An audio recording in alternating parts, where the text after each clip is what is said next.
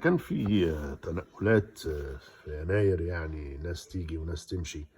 فأنا كواحد من الجمهور رأيي إن التلاتة اللي في خط النص المفروض يتغيروا، اللي هم عمرو السيسي وفاروق أو رؤى ودونجا.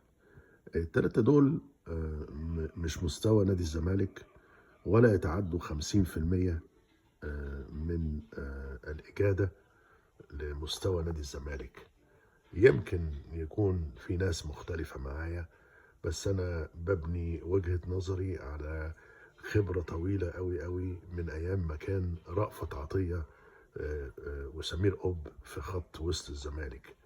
يعني أنا مش بتكلم من فراغ. أنا بقارنهم بطارق حامد مثلا. مفيش ريحة المقارنة. ف يعني المفروض يستبدلوا بثلاثة غيرهم.